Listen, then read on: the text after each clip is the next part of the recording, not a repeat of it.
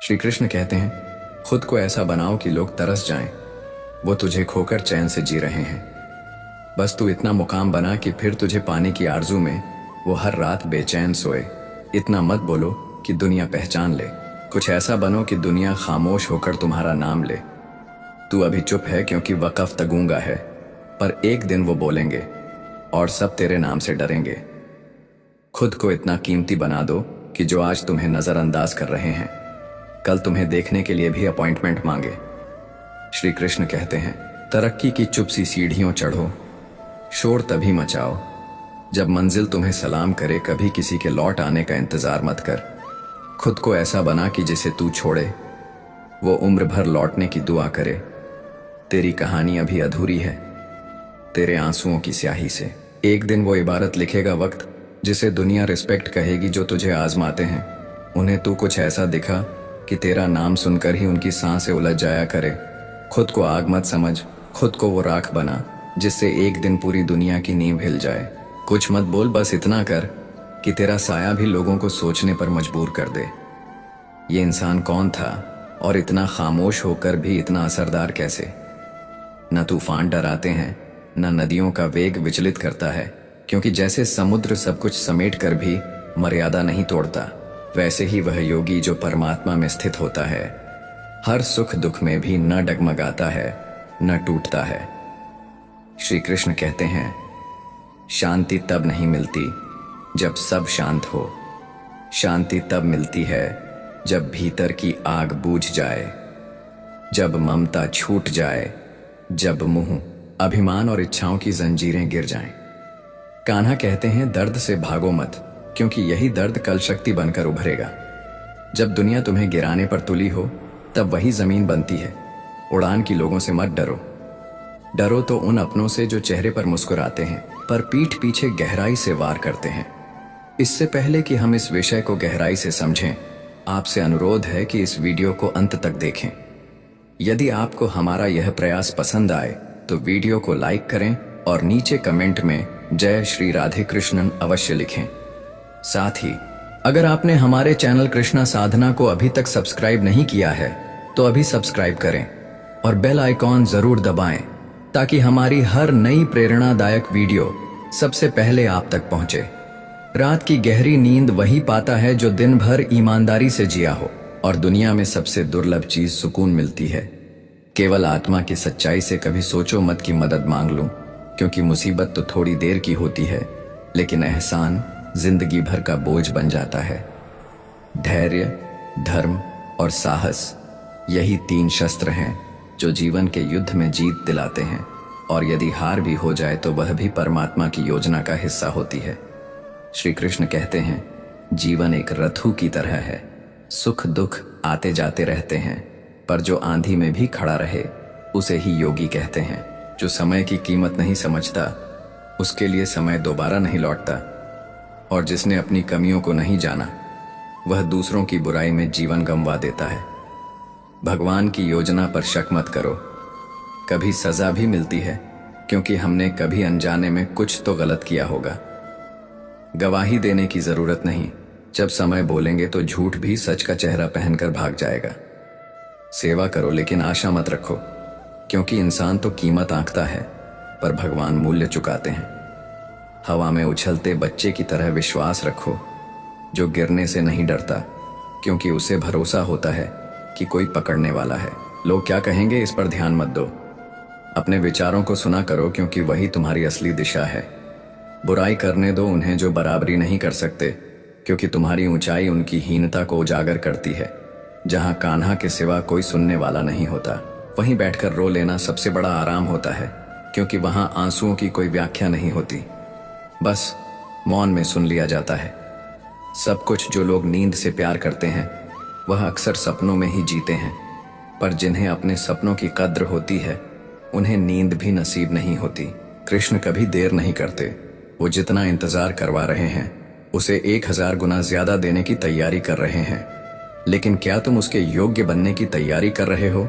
जो भाग्य में है वो भाग कर आएगा, और जो भाग्य में नहीं है वो आकर भी भाग जाएगा।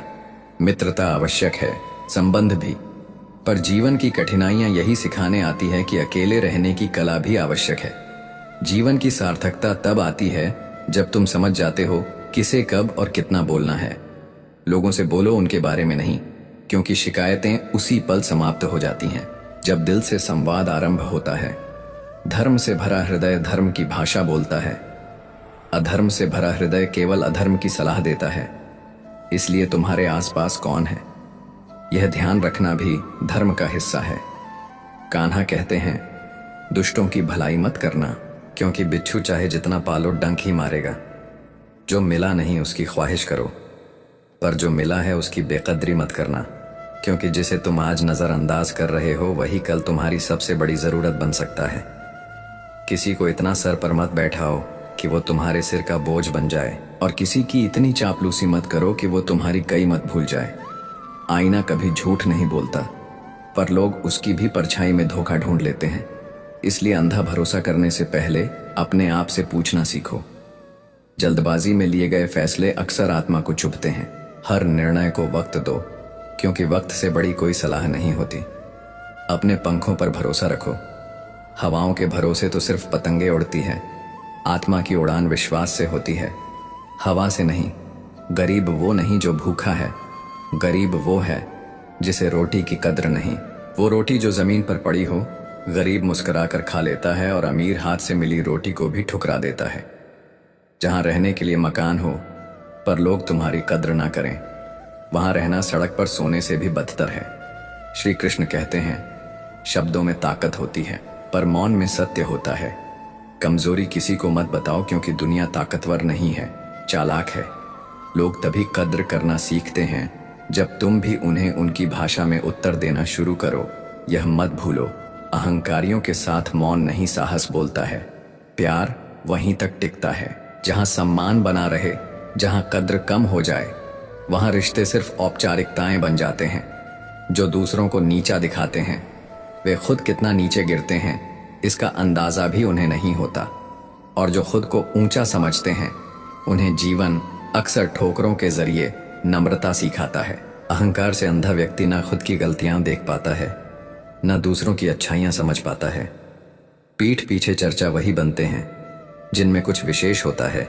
इसलिए घबराना नहीं, मुस्कुराना बल लड़ाई सिखाता है। लेकिन बुद्धि जीत, यदि हर दांव जीतना है तो बुद्धि से युद्ध करो, बल से नहीं। खुद को इम्प्रूव कीजिए।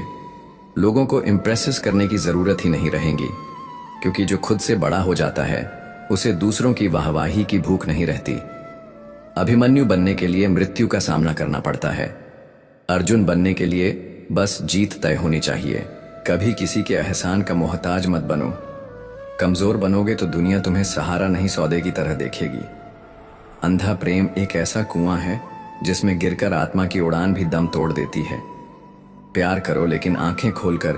परिवार और सच्चे मित्र जीवन की कीमत बढ़ाते हैं, और संयम चरित्र की अच्छा व्यवहार करोड़ों दिल जीत सकता है, भले ही उसकी कीमत बाजार में ना हो। परमात्मा ने किस्मत से पहले मेहनत लिखी है। यही वजह है कि उंगलियां लकीरों से आगे रखी गई हैं। जब हम किसी का भला कर रहे होते हैं तब हमारे साथ भी भला हो रहा होता है। जरूरी नहीं कि आप देखें, पर यकीन जरूरी है।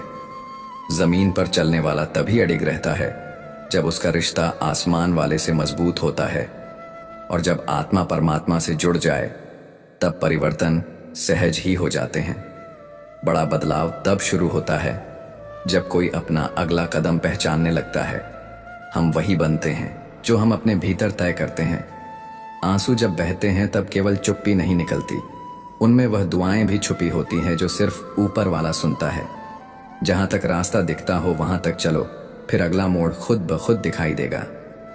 झुकना ही उपाय है अहंकार को भीतर से खाली करने का। लोग आपके बारे में क्या सोचते हैं इसकी चिंता मत कीजिए। वे तो इसी सोच में डूबे हैं कि आप उनके बारे में क्या सोचते हैं। खुश होकर काम करोगे तो खुशियां मिलेंगी, पर खुशियां पाने के लिए काम करोगे तो सिर्फ थकान मिलेंगे। इच्छाएं मन को वैसे ही भटकाती हैं जैसे हवा की लहरें। एक छोटी नाव को, मन की नाव को नियंत्रित रखना सबसे बड़ा साहस है। कर्ण जैसा कोई हो जो हार सामने देखकर भी साथ न छोड़े, और कृष्ण जैसा कोई हो जो स्वयं न लड़े लेकिन तुम्हारी जीत पक्की कर दे तो समझो जीवन ने तुम्हें अपनी गोदी में स्थान दे दिया है। कोई रिश्ता यूं ही नहीं जुड़ता कब कहाँ और किससे मिलना है। यह सब पहले से तय होता है ऊपर वाले के दरबार में, और तुम सोचते हो यह संयोग है। जितना तुम दूसरों के क्यों, क्या और कैसे में उलझे रहोगे, उतना ही स्वयं से दूर होते जाओगे। अतः जो चीजें तुम्हारे नियंत्रण में नहीं है उनसे दूर रहो। वहां शांति है, वहां सच्चा सुख है। नई शुरुआत डराती जरूर है, लेकिन वही तो रास्ता है उस ऊंचाई का जहां सफलता सांस लेती है। जो हर कर्म में परमात्मा को देखता है, जो हर सांस उसी के नाम से जुड़ जाती है, जो कहता है मैं नहीं तू है, वही कर्मयोगी मोक्ष का अधिकारी बनता है। आत्मज्ञान वो अग्नि है जो मन के द्वंद्व को भस्म कर देती है। जब भीतर द्वैत जल जाता है तभी बाहर शांति प्रकट होती है। हर कर्म का फल होता है, लेकिन उसका स्वरूप कर्मकर्ता की नीयत पर निर्भर करता है। संभव से किया गया कर्म भी भिन्न परिणाम देता है, क्योंकि उसमें मैं था या परमात्मा। श्री कृष्ण कहते हैं, मृत्यु का भय उसे सताता है जिसने जीवन को जाना नहीं, और जीवन वही समझ पाता है जो पल में मरना सीख जाता है। हम भूत की छाया में वर्तमान को घुटन देते हैं और फिर भविष्य से डरने लगते हैं। मनुष्य सरलता से जी सकता है, पर वह अपनी ही बनाई जटिलताओं में उलझा रहता है। जिसके पास कुछ नहीं होता वो भी चिंतित होता है, और जिसके पास सब कुछ होता है वो भी। शांति वहां नहीं है जहां बहुत कुछ है, शांति वहां है जहां कुछ भी जरूरी नहीं रहा। जिंदगी उनकी ही चरणों में झुकती है जो इसकी भीड़ में भी मुस्कुरा पाते हैं। कभी हंसाती है, कभी रुलाती है, पर जो इससे प्रेम कर लेता है उसे यह गले भी लगाती है। मंजिल मिले या तजुर्बा, दोनों अनमोल हैं, और कोशिश तब तक मत छोड़ो जब तक सांसें चल रही हैं। अगर लोग तुम्हारी नकल करने लगे हैं तो समझो तुम सफलता की दहलीज पर खड़े हो। सपना बड़ा है तो संघर्ष भी वैसा ही होगा। यह नियम है, शिकायत नहीं। राजा की तरह जीना है तो पहले गुलामों की तरह मेहनत करना पड़ेगा, और वो मेहनत वही कर सकता है जो लक्ष्य के लिए स्वयं को भुला दे। भाग्य तब तक चलता है जब तक कर्म का दीपक जलता है। तेल खत्म तो रोशनी भी खत्म, कर्म ही भाग्य है, और इसे समझने में ही जीवन की परिभाषा छुपी है। फकत अगर कमजोर है तो निराश मत होइए। कमजोरी आपका समय हो सकता है। आप नहीं, जहां मन, वचन और कर्म एक हो जाए वहां सच्ची खुशी स्वयं प्रकट होती है। जहां सोच साफ हो वहां आत्मा मुस्कुराती है। अनुभव जीवन का सत्य है और अनुमान मन की कल्पना। अनुभव तुम्हें जमीन से जोड़ता है, अनुमान अक्सर भ्रम में डाल देता है। जो स्वयं को रोज परखता है वही जीवन की दिशा में स्वयं को रोज संवारता है, क्योंकि आत्मचिंतन ही एक ऐसा दर्पण है जो तुम्हें तुम्हारी परछाई से पहले सच का चेहरा दिखा देता है। अगर कोई और तुम्हें टोक दे तो तुम्हारे भीतर अहंकार जागता है, लेकिन जब तुम स्वयं को टोकते हो तो भीतर एक साधक जन्म लेता है। वहीं से परिवर्तन शुरू होता है। मौन और अदृश्य बुरी आदतें पहले किराएदार बनकर आती हैं, फिर मालिक बनकर बैठ जाती हैं, और अंततः सुख और शांति के सारे द्वार बंद कर देती हैं। हर दिन पूछो स्वयं से, क्या मैं उसी दिशा में जा रहा हूं जहां मेरी आत्मा जाना चाहती है, या फिर मैं किसी और की उम्मीदों की कैद में अपना जीवन गंवा रहा हूं।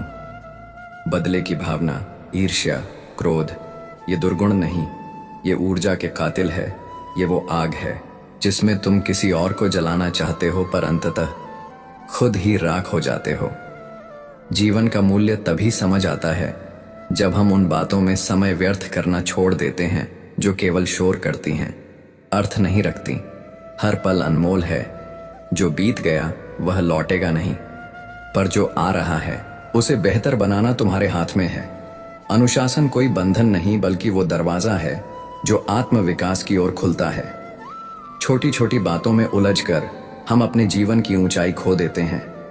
कृष्ण का गीता में उपदेश यही है कि संतुलन बनाओ जब सुख तुम्हारे द्वार पर हो और जब दुख तुम्हारे सिर पर बैठा हो, अर्थात स्थिरता ही तप है। हर परिस्थिति तुम्हें तोड़ेगी, गिराएगी, आजमाएगी, पर संतुलन तुम्हें फिर से उठाएगा, संभालेगा, चलाएगा। जीवन कोई फूलों की सेज नहीं, बल्कि कांटों से भरा मार्ग है, टेढ़ा, उलझा और गुड़। मगर इस मार्ग पर चलने वाला ही अंततः भीतर से खिला हुआ होता है। प्रेम और मधुर व्यवहार, ये दो ऐसे चमत्कार हैं जो केवल मनुष्यों को नहीं, पशु पक्षियों तक को अपना बना लेते हैं। सेवा लेना सुखद हो सकता है, पर सेवा देना, वो तुम्हारी आत्मा को एक ऐसा उत्सव देता है जिसका कोई अंत नहीं। जहां हम कारणों को समझने लगते हैं, वहां मनमुटाव मिट जाते हैं, क्योंकि हर झगड़े की जड़ अज्ञान नहीं, गलत फहमियां होती हैं। साधारण मनुष्य भी असाधारण हो सकता है जब वो धर्म से, भक्ति से और आत्मा की पुकार से जुड़ जाता है। जिसके जीवन में ईश्वर नहीं, वो केवल जीवित होता है, जीवन नहीं जीता। जब कोई लक्ष्य नहीं होता तो गति का कोई मूल्य नहीं होता। लक्ष्यहीन व्यक्ति दिशा के बिना बहती नाव की तरह होता है, जिसे हर लहर बहा ले जाती है। और जब लक्ष्य स्पष्ट होता है तो राहें अपने आप स्पष्ट हो जाती हैं। श्री कृष्ण कहते हैं, कर्म के चक्र में ही छिपा है जीवन का गूढ़ रहस्य, जो बोया वह काटना ही पड़ेगा। मगर क्या केवल कर्म का परिणाम ही है? सब कुछ नहीं, भावना भी एक बीज है और संकल्प भी एक शक्ति है जो जन्मों को बदल देती है।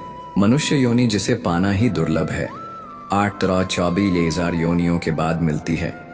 यह कोई साधारण उपलब्धि नहीं, यह एक तप है, एक अवसर है, एक परीक्षा है, जहां हर पल का उत्तर देना है अपने ही प्रश्नों के। लेकिन क्या हम उत्तर दे पा रहे हैं अपने कर्तव्यों के? क्या हमने अपने भीतर झांक कर देखा है कि हम कौन हैं?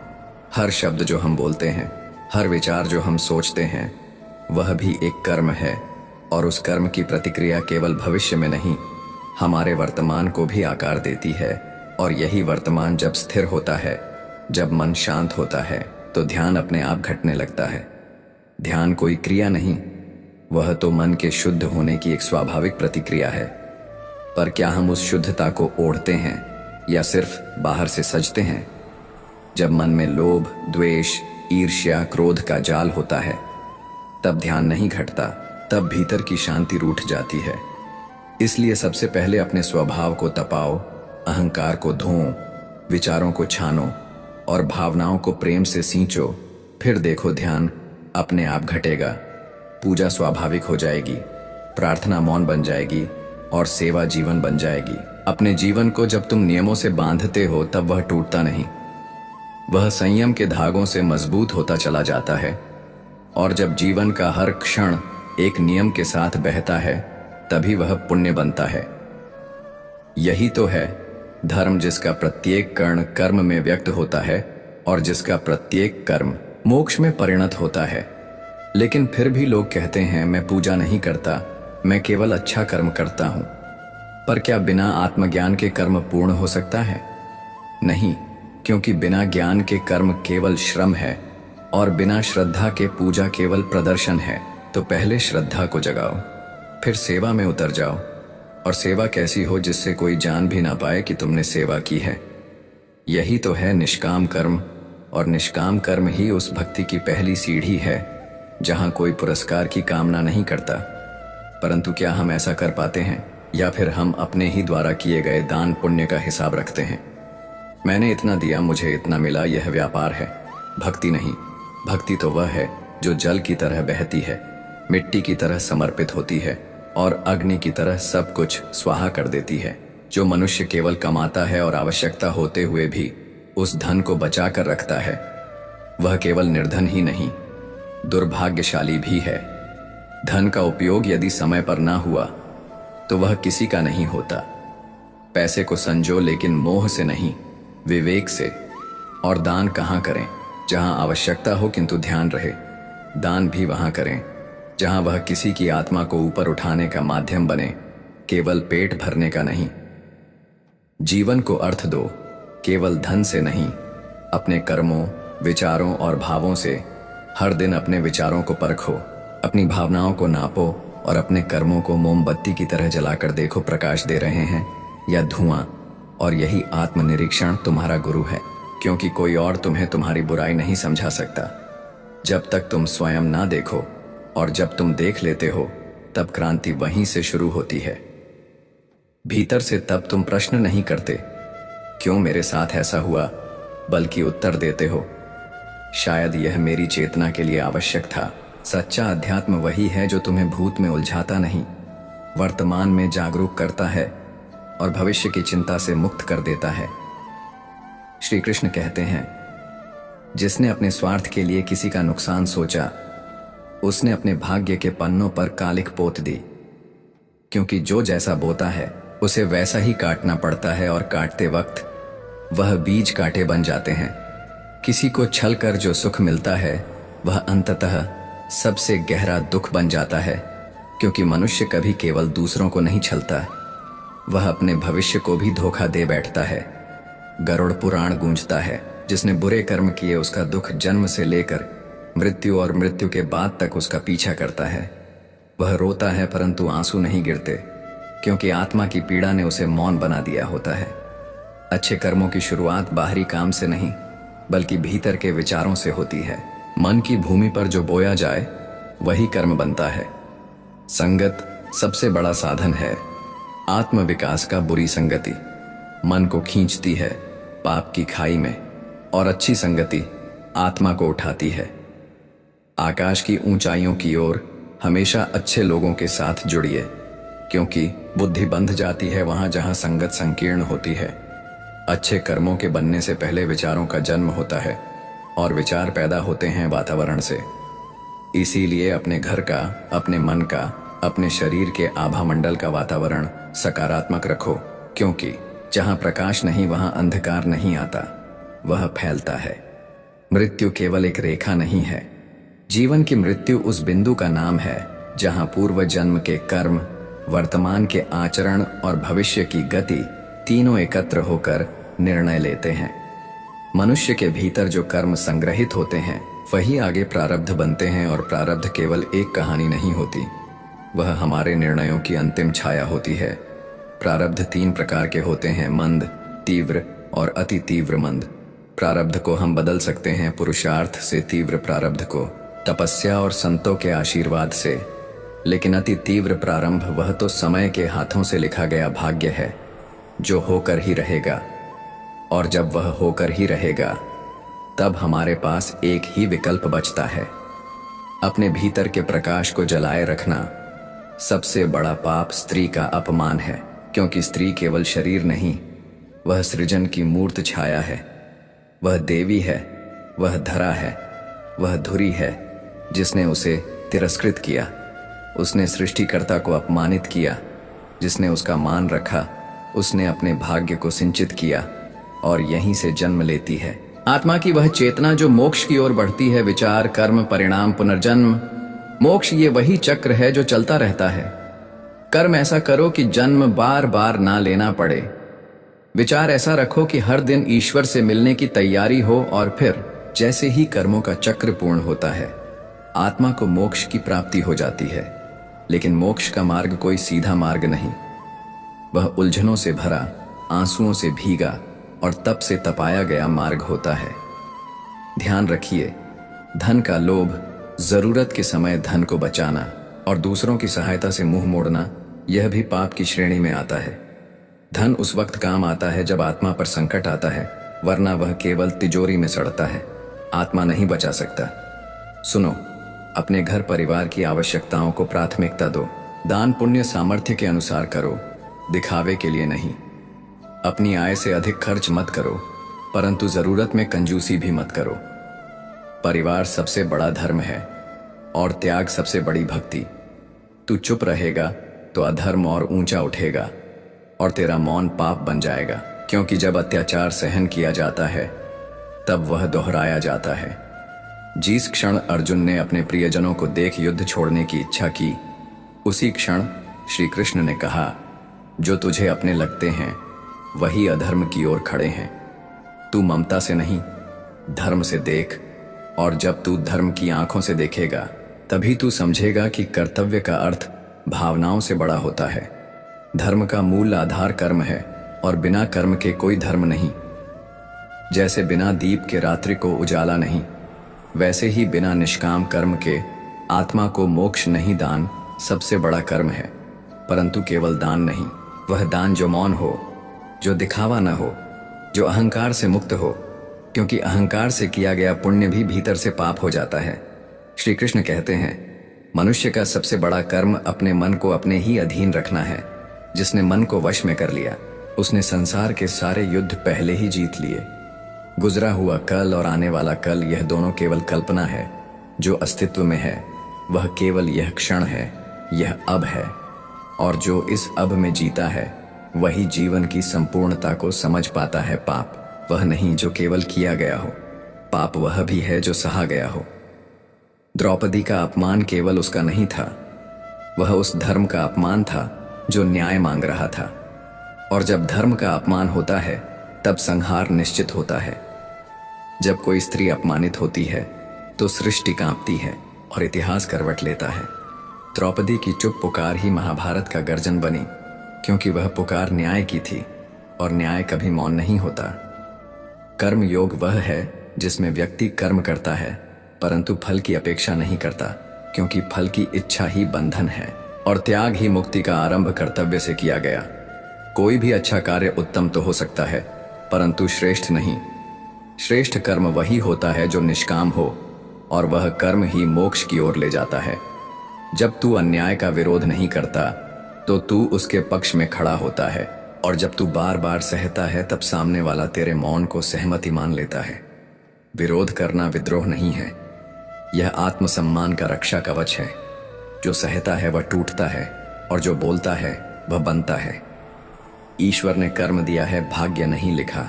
भाग्य तो कर्म से ही निर्मित होता है।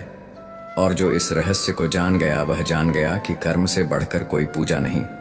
विचारों की भूमि पर जो बीज बोए जाते हैं वही कर्म बनकर उगते हैं, और जो विचार शुद्ध है कर्म अपने आप निर्मल हो जाते हैं।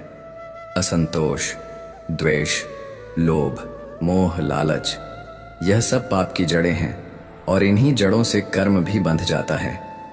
बंधता है जन्मों तक।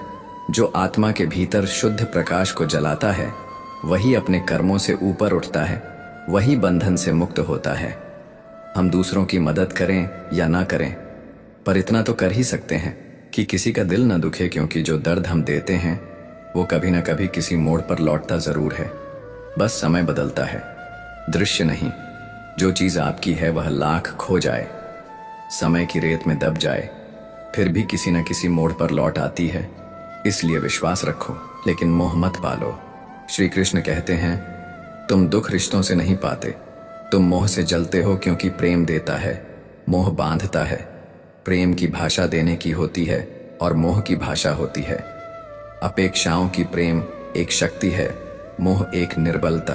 आज से नहीं, इसी क्षण से अपने भीतर प्रेम को जगाओ, मोह को नहीं। मोह उस जल की तरह है जो बहने नहीं देता। प्रेम उस नदी की तरह है जो हर पत्थर के बावजूद बहती है, क्योंकि प्रेम में स्वतंत्रता है, मुंह में बंधन। और अगर तुम कल युग में खुश रहना चाहते हो तो पहला धर्म खुद करना सीखो। दूसरों के सहारे केवल वे चलते हैं जो स्वयं चलने से डरते हैं, लेकिन जो आत्मज्ञानी होता है वह जानता है कि सबसे बड़ा बल आत्मबल है। जो भीड़ में खो गया उसने अपनी आवाज गंवा दी, जो भीड़ से टकरा गया उसने अपने अस्तित्व को पहचान लिया। दुनिया कभी सत्य का अनुसरण नहीं करती, दुनिया केवल प्रचलन का अनुकरण करती है। तुम्हारा कर्म तुम्हारा धर्म है, पर वो भी तब तक जब तक तुम उसे समझो। जो तू क्षत्रिय होकर भी डर रहा है युद्ध से, उसके पीछे तेरी कमजोरी नहीं, तेरे मोह की जड़ें हैं। श्री कृष्ण ने कहा था, जो तुझे अपना लगते हैं वही अधर्म के पक्ष में खड़े हैं, और तू धर्म से पीछे हट रहा है। कर्म से पीछे हटना यही सबसे बड़ा अधर्म है। तू भावुक हो सकता है पर भ्रमित नहीं, तू कोमल हो सकता है पर कमजोर नहीं। श्री कृष्ण की गीता हमें यही सिखाती है कि जब तुम अधर्म का विरोध नहीं करते तब अधर्म तुम्हें निगल जाता है। दूसरों के पाप को सहना स्वयं एक पाप बन जाता है। तुम्हारे द्वारा किए गए अच्छे कर्म तुम्हारे रक्षक हैं, वे तुम्हारे लिए लड़ते हैं तब भी जब तुम खुद थक जाते हो। भविष्य और अतीत केवल सोच में है, सत्य केवल वर्तमान में है। जो व्यक्ति गुजरे हुए कल में खोया है या आने वाले कल से डरता है वह आज के आनंद को कभी जी नहीं सकता। अपने मन को प्रशिक्षित करो कि वह आज में जिए, हर पल में गाए जीवन का गीत, क्योंकि जो आज को नहीं पहचानना वह कभी भी अपने आप को नहीं पहचान सकता। परमात्मा न्याय करता है, पर वह तुम्हारे कर्मों के अनुसार तुम जो बोओगे वही काटोगे। परमात्मा की न्याय प्रणाली में देर है, पर अंधेर नहीं। निष्काम कर्म ही मोक्ष का द्वार है। जो कर्म फल की इच्छा से नहीं किया गया वही कर्म तुम्हें परम पद तक ले जाएगा। कर्म कर पराशक्ति छोड़ दें, धर्म निभा पर अहंकार न पाल, दान सबसे बड़ा कर्म है। पर कर्तव्य भाव से किया गया हर कार्य उससे भी श्रेष्ठ है, क्योंकि असली महानता न किसी भव्य मंदिर में होती है, न किसी शोरगुल वाले मंच पर वह होती है एक मौन क्षण में, जब तुम किसी के दुख को बांटते हो बिना बताए। महाभारत का युद्ध एक द्रौपदी के अपमान से प्रारंभ हुआ, परंतु उस अन्याय के अंत से हुआ जिसे सबने वर्षों तक सहा था, क्योंकि जो अन्याय को सहायता है वह भी उतना ही दोषी है जितना वह जो अन्याय करता है। और अगर तुम आज चुप रहोगे तो कल कोई तुम्हारे साथ भी अन्याय करेगा और तुम्हारे पास कहने को कुछ नहीं बचेगा। जब तुम्हारे सामने अन्याय हो और तुम चुप रहो तो समझो तुम भी उस अन्याय में भागी हो। श्री कृष्ण ने अर्जुन से कहा था, तू युद्ध कर, क्योंकि तेरे धर्म की रक्षा इसी में है। पर क्या धर्म सिर्फ युद्ध में है? नहीं, धर्म उस मौन को तोड़ने में भी है जो पाप पर पर्दा डालता है। और जब द्रौपदी की चीर हरण हो रही थी तब सभा में बहुत लोग थे, सब चुप थे। वहां सिर्फ एक श्री कृष्ण बोले और वहीं सत्य के साथ खड़े हुए। जब सत्य तुम्हारे साथ होता है तो तुम्हारे पास कुछ ना हो फिर भी तुम जीत जाते हो। महाभारत में श्री कृष्ण के पास कोई हथियार नहीं था, पर पांडवों के पास कृष्ण थे और इसलिए उनके पास जीत थी। श्री कृष्ण कहते हैं, कभी कभी जीवन तुम्हें ऐसी जगहों पर खड़ा कर देता है जहां तुम्हें लगता है ये मेरे साथ ही क्यों हुआ, लेकिन जब समय बीतता है तब समझ आता है वही क्यों नहीं होना चाहिए था। अगर वो ना हुआ होता तो तुम आज जहां हो वहां ना होते। तुमने जितनी छोटी खाई है उन्हीं छोटों से तुम्हारी शक्ति निकली है। वो आंसू जो तुमने रातों में चुपचाप बहाए थे, आज उन्हीं से तुम्हारी आंखों में नमी नहीं, एक चमक है। लेकिन शर्त यह है कि तुम अशांति में भी शांत रहना सीखो। जब सब कुछ तुम्हारे खिलाफ जा रहा हो तब भी शांति ही तुम्हारी सबसे बड़ी जीत होती है। शांति कोई परिस्थिति नहीं, एक निर्णय है। जब सब कुछ बिखर रहा हो तब मुस्कुरा पाना वही तो गीता का सार है। श्री कृष्ण कहते हैं, जब तुम किसी से कुछ भी अपेक्षा नहीं रखते तब तुम्हें कभी दुख नहीं होगा। और जहां अपेक्षा नहीं होती वहां मोह भी नहीं होता, और जहां मोह नहीं होता वहीं से प्रेम शुरू होता है। मोह में तुम बांधते हो, प्रेम में तुम मुक्त करते हो। मोह कहता है तू मेरा है, प्रेम कहता है तू है इसीलिए मैं तेरा हूं। जो तुमसे जुड़ा है वह बिना बांधे भी तुम्हारे साथ रहेगा, और जो सिर्फ मोह में था वह तुम्हारे लाख रोकने पर भी चला जाएगा। अत्यधिक कुछ भी अच्छा नहीं होता, ना भोजन, ना आराम, ना ही रिश्ता, क्योंकि अति हमेशा विनाश की ओर ले जाती है। हर चीज में संतुलन यही असली तप है। संतुलन वो पुल है जो तुम्हें भटकाव से सत्य की ओर ले जाता है, और उस संतुलन में ही वो मौन है जो तुम्हें अपने भीतर झांकना सिखाता है। जीवन में कुछ भी हो, लेकिन कभी भी अपने होने का भार दूसरों पर मत डालो। कोई तुम्हारे लिए नहीं बदलेगा, तुम्हें खुद को ही बदलना होगा। गीता यही सिखाती है, कर्म करो, फल की चिंता मत करो, पर सबसे पहले अपने कर्मों की पहचान करो। कहीं तुम भी तो भीड़ का हिस्सा बनकर अपने कर्तव्य से दूर नहीं हो गए। अगर तुम वही करोगे जो दुनिया कर रही है तो तुम उसी भीड़ में खो जाओगे। लेकिन अगर तुम वह करोगे जो तुम्हारे भीतर का सत्य कहता है तो सारी दुनिया भीड़ लगेगी और तुम रास्ता बन जाओगे। जो तुम्हारा है वह तुम्हारे पास आकर रहेगा, जो नहीं है उसके लिए आंसू बहाना केवल समय की बर्बादी है। वक्त तुम्हारे हिसाब से नहीं चलता, और इसी में जीवन की सबसे बड़ी शिक्षा छिपी है। जब सब कुछ तुम्हारी इच्छा के खिलाफ होता है तब भी जीवन तुम्हारे पक्ष में होता है, पर शर्त यह है कि तुम विश्वास बनाए रखो। और सबसे जरूरी बात, जब भी किसी का दिल दुखाओ जान लो उसका दर्द लौटकर जरूर आएगा, क्योंकि जो दुख तुम देते हो वह शब्दों में नहीं पर ब्रह्मांड की योजना में दर्ज हो जाता है। शब्द, हाँ, शब्द सबसे बड़ी शक्ति है। शब्द वह बीज है जो या तो किसी का जीवन संवार सकते हैं या उसे जला सकते हैं। कभी अपने ही शब्दों से तुम खुद को भी तोड़ सकते हो और दूसरों को भी। जीवन हर रोज एक युद्ध है, कभी बाहर का, कभी भीतर का। पर जो भीतर का युद्ध जीत लेता है वही सच्चा विजेता होता है।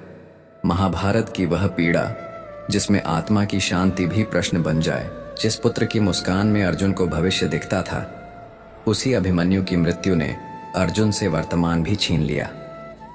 आंसुओं की धार में डूबा वह योद्धा जिसने अनगिनत प्राणों को मृत्यु से बचाया, आज अपने एक प्राण के लिए श्री कृष्ण से विनती कर रहा था, हे माधव, यह दुहक असह्य है, मैं अब नहीं सह सकूंगा।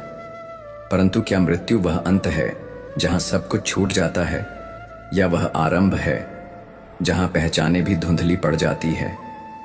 श्री कृष्ण ने उसे आत्माओं के लोक में पहुंचाया। वहां अभिमन्यु था, पर न वैसा जैसा अर्जुन ने देखा था। वहां न युद्ध था, न रक्त, न द्वेष, वहां आनंद था। अभिमन्यु वहां विराजमान था, प्रसन्नचित्त, शांत और निर्विकार, जैसे उसने कभी जीवन को छोड़कर मृत्यु को अपनाया ही ना हो।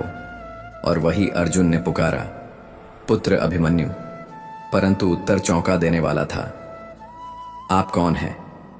वहां न स्मृति बचती है, न ममता, न मोह। वहां केवल आत्मा की पहचान होती है, निर्वैयक्तिक, निराकार, निर्विचार। मैं तेरा पिता हूं कौन? पिता कौन? पुत्र। मेरे असंख्य जन्म हुए हैं, किसी में आप पिता थे, किसी में मैं आत्मा न जन्मती है, न मरती है, न किसी की संतान होती है, न कोई उसका पिता। यह वाक्य नहीं, यह ब्रह्मास्त्र था, अर्जुन की समस्त भावनाओं को भस्म करता हुआ सत्य। जो पुत्र अभी अभी चला गया वह कभी कहाँ गया हुआ था? जो संबंध अभी टूटे हैं वे पहले ही अस्थायी थे। जो पीड़ा अभी उठी है वह मोह की देन है, ना कि आत्मा की। और यहीं से गीता का असली संदेश आरंभ होता है। जिन्हें तुम अपना मानते हो वे केवल अवसर के साथ होते हैं। जो संकट में स्थिर रहे वही अपना है। जो समय के साथ बदल जाए वह कभी तुम्हारा था ही नहीं। जीवन की सच्चाई यह नहीं कि कौन तुम्हारे साथ हंसा, बल्कि यह कि कौन तब भी साथ रहा जब तुम रोए। और जो चला गया उसके लिए शोक मत करो, क्योंकि आत्मा कभी नहीं जाती। शरीर जलता है, भावनाएं भस्म होती है, स्मृतियां मृग मरीचिका हो जाती हैं, पर आत्मा वह तो निर्लिप्त, निराकार, नित्य और अमर है। यदि तुम सच में ईश्वर में आस्था रखते हो तो फिर शिकायत क्यों? क्योंकि सच्ची आस्था की परीक्षा तब होती है जब मन की हर इच्छा ठुकरा दी जाए और फिर भी होठों से बस धन्यवाद निकले। मन बदलो, संसार बदलेगा। जैसा तुम्हारा मन वैसा तुम्हारा विचार, जैसे विचार वैसा व्यवहार, जैसा व्यवहार वैसा ही तुम्हारा भाग्य। यदि नीचता सोचोगे तो उसी गर्त में जाओगे, यदि श्रेष्ठता को अपनाओगे तो भ्रम के समीप पहुंचोगे। यह जीवन विचारों की प्रति छाया है। यहाँ जो भीतर है वही बाहर उभरता है। और हाँ, विश्वास इतना करो कि सामने वाला छल करते समय खुद को अपराधी समझे, और प्रेम इतना दो कि कोई तुम्हें खोने से पहले ही कांपने लगे। परंतु कहाँ है? क्योंकि यह कथा तो वहां से शुरू होती है जहां अर्जुन को अपना पुत्र पहचान में नहीं आता, जहां न रिश्ते बचे, न रोने की कोई वजह, जहां स्वयं को त्यागना पड़ता है ताकि सत्य को अपनाया जा सके, जहां प्रभु की बातें केवल शब्द नहीं अग्नि बन जाती हैं और हृदय को जलाकर उसकी राख से ज्ञान का जन्म होता है। तो क्या यह दुख तुम्हारा था या यह मोह तुम्हारा था? क्योंकि तुम रोते नहीं हो, तुम बस पकड़ खोने से घबराते हो, और जो पकड़ में न था उसके जाने का शौक कैसा? अब तुम क्या होगे? एक ऐसा व्यक्ति जो मृत्यु से टूटा है, या एक ऐसा आत्मा जिसने मृत्यु में भी सत्य देखा है? क्योंकि अगर आज तुमने मोह को त्याग दिया तो कल तुम्हारा मन तुम्हारा मित्र बन जाएगा, और अगर आज तुमने मुंह को पकड़े रखा तो तुम्हारा मन तुम्हारा शत्रु ही रहेगा।